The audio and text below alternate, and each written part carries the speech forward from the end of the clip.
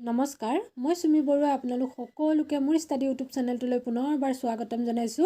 আজিৰ ভিডিঅ'টোত মই অসমৰ ৰাষ্ট্ৰীয় উদ্যান 4খন ওৰাং, নামেৰি, দিহিং পাটকাই আৰু ৰায়মনা এই 4খন ৰাষ্ট্ৰীয় উদ্যানৰ বিষয়ে কিছুমান গুৰুত্বপূৰ্ণ প্ৰশ্ন উত্তৰ লৈ আহিছো। আৰু যদি আপোনালোকে মোৰ আগৰ ভিডিঅ'টো চোৱা নাই তেনেহলে চাই ল'বগৈ, কাৰণ আগৰ ভিডিঅ'টোত মই কাজিৰঙা, মানাহ আৰু ডিব্ৰু-চৈখোৱা এই 3খন ৰাষ্ট্ৰীয় উদ্যানৰ বিষয়ে সবিশেষ আলোচনা কৰি থৈছো। আৰু যদি আপোনালোকে মোৰ চেনেলটোত নতুনকৈ আহিছে তেনেহলে সাবস্ক্ৰাইব কৰি দিব। গতিকে বলক আজিৰ ভিডিঅ'টো আৰম্ভ কৰোঁ। আজিৰ প্ৰথম প্ৰশ্নটো হৈছে ওৰাং ৰাষ্ট্ৰীয় উদ্যান কোন জিলাত অৱস্থিত? উত্তৰ দৰং আৰু শোণিতপুৰ জিলাত। 2 নম্বৰ কুৱেশ্যনটো হৈছে ওৰাং ৰাষ্ট্ৰীয় উদ্যানক ইংৰাজে কিমান চনত মৃগয়া বন হিচাপে ঘোষণা কৰে? উত্তৰ 1915 চনত। 1915 চনত ওৰাং ৰাষ্ট্ৰীয় উদ্যানক মৃগয়া বন হিচাপে ঘোষণা কৰে।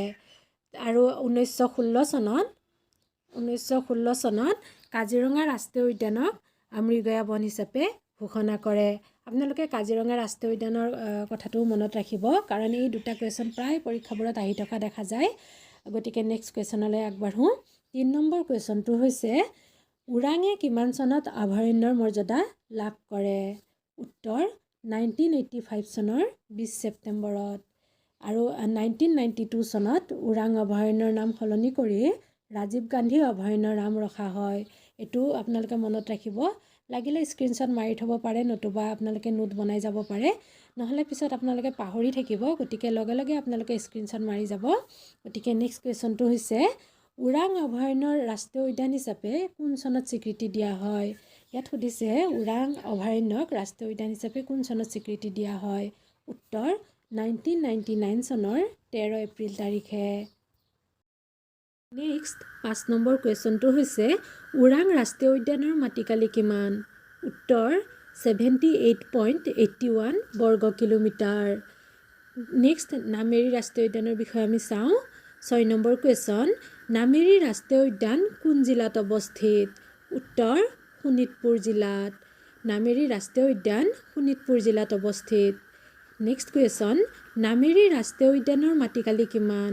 উত্তৰ 200 বৰ্গ কিলোমিটাৰ। নামেৰি ৰাষ্ট্ৰীয় উদ্যানৰ মাটিকালি হৈছে 200 বৰ্গ কিলোমিটাৰ। 8 নম্বৰ কুৱেশ্যনটো হৈছে নদুৱাৰ বনাঞ্চল বুলিলে কোনটো অভয়াৰণ্যৰ কথা বুজায়? উত্তৰ নামেৰি।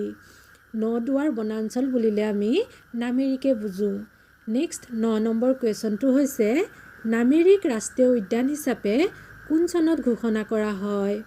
উত্তৰ 1998 চনৰ 15 নৱেম্বৰত। আপোনালোকে চনবোৰ মনত ৰাখি যাব। প্ৰায়ে ৰাষ্ট্ৰীয় উদ্যানৰ বিষয়ে প্ৰায়ে চনবোৰ আহি থকা দেখা যায়। আপোনালোকে স্ক্ৰীনশ্বট মাৰি যাব পাৰে, নতুবা নোট বনাই যাব পাৰে। গতিকে নেক্সট কুৱেশ্যনলৈ আগবাঢ়োঁ। 10 নম্বৰ কুৱেশ্যনটো হৈছে নামেৰিক অভয়াৰণ্য হিচাপে কোন চনত ঘোষণা কৰা হয়? উত্তৰ 1985 চনত। 1985 চনত নামেৰিক অভয়াৰণ্য হিচাপে ঘোষণা কৰা হয়। নেক্সট দিহিং পাটকাই ৰাষ্ট্ৰীয় উদ্যানৰ বিষয়ে আমি চাই যাওঁ। 11 নম্বৰ কুৱেশ্যনটো হৈছে দিহিং পাটকাই ৰাষ্ট্ৰীয় উদ্যান কোন জিলাত অৱস্থিত? উত্তৰ ডিব্ৰুগড় আৰু তিনিচুকীয়া জিলাত। ডিব্ৰুগড় আৰু তিনিচুকীয়া জিলাত দিহিং পাটকাই ৰাষ্ট্ৰীয় উদ্যান অৱস্থিত। 12 নম্বৰ কুৱেশ্যনটো হৈছে পূবৰ আমাজন বুলি কোনটো ৰাষ্ট্ৰীয় উদ্যানক জনা যায়? উত্তৰ দিহিং পাটকাই ৰাষ্ট্ৰীয় উদ্যানক। এই কুৱেশ্যনটো বাৰে বাৰে পৰীক্ষাবোৰত আহি থকা দেখা যায়। আপোনালোকে স্ক্ৰীনশ্বট মাৰি ৰাখিব। নেক্সট কুৱেশ্যনলৈ আগবাঢ়োঁ। 13 নম্বৰ কুৱেশ্যন দিহিং পাটকাই ৰাষ্ট্ৰীয় উদ্যানক বন্যপ্ৰাণী অভয়াৰণ্য হিচাপে কোন চনত স্বীকৃতি দিয়া হয়? উত্তৰ 2004 চনৰ 13 জানুৱাৰীত। নেক্সট কুৱেশ্যন 14 নম্বৰ কুৱেশ্যনটো হৈছে দিহিং পাটকাই ৰাষ্ট্ৰীয় উদ্যানক কোন চনত ৰাষ্ট্ৰীয় উদ্যান হিচাপে স্বীকৃতি দিয়ে?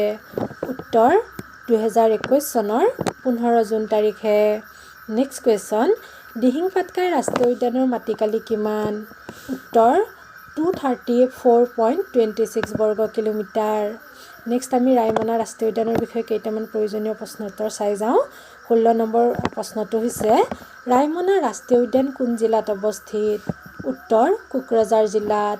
আপোনালোকে ৰাষ্ট্ৰীয় উদ্যানবোৰৰ কোনখন ৰাষ্ট্ৰীয় উদ্যান কোন জিলাত অৱস্থিত সেইখিনি আপোনালোকে চাই যাব আৰু মই আগৰ ভিডিঅ'টোত সম্পূৰ্ণৰূপে আলোচনা কৰি গৈছিলোঁ কোনখন ৰাষ্ট্ৰীয় উদ্যান কোন জিলাত অৱস্থিত কোনখন ৰাষ্ট্ৰীয় উদ্যানৰ মাটিকালি কিমান সকলোবোৰ মই ডিটেইলত আলোচনা কৰিছোঁ আপোনালোকে আগৰ ভিডিঅ'টো চাবলৈ নাপাহৰিব তাৰপিছত এই ভিডিঅ'টো চাব গতিকে বলক নেক্সট কুৱেশ্যনলৈ আগবাঢ়োঁ 17 নম্বৰ কুৱেশ্যনটো হৈছে ৰায়মনা কিমান চনত ৰাষ্ট্ৰীয় উদ্যান হিচাপে ঘোষণা কৰা হয় উত্তৰ 2021 চনৰ 9 জুনত আপোনালোকে এইটো খেলি মেলি নকৰিব দিহিং পাটকাই ৰাষ্ট্ৰীয় উদ্যানক 2021 চনৰ 15 জুন তাৰিখে ৰাষ্ট্ৰীয় উদ্যান হিচাপে স্বীকৃতি দিয়ে আৰু ৰায়মনা ৰাষ্ট্ৰীয় উদ্যানক ৰাষ্ট্ৰীয় উদ্যান হিচাপে ঘোষণা কৰে 2021 চনৰ 9 জুন এই বস্তুটো এই দুটা কুৱেশ্যন প্ৰায় খেলি মেলি কৰে ল'ৰা ছোৱালীবোৰে আপোনালোকে ভালদৰে চাই যাব এইটো নেক্সট কুৱেশ্যন হৈছে একেবাৰে শেষৰটো কুৱেশ্যন ৰায়মনা ৰাষ্ট্ৰীয় উদ্যানৰ মাটিকালি কিমান উত্তৰ 422 বৰ্গ কিলোমিটাৰ ৰায়মনা ৰাষ্ট্ৰীয় উদ্যানৰ মাটিকালি হৈছে 422 বৰ্গ কিলোমিটাৰ আপোনালোকে যদি মোৰ ভিডিঅ'বোৰ ভাল পায় তেনেহ'লে লাইক শ্বেয়াৰ আৰু ছাবস্ক্ৰাইব কৰি দিব আৰু নিজৰ বন্ধু বান্ধৱীসকলৰ লগত শ্বেয়াৰ কৰিবলৈ নাপাহৰিব গতিকে আজিৰ ভিডিঅ'টো ইমানতে সামৰিছোঁ নেক্সট ভিডিঅ'ত মই লৈ আহিম অসমৰ অভয়াৰণ্যসমূহৰ বিষয়ে গতিকে ধন্যবাদ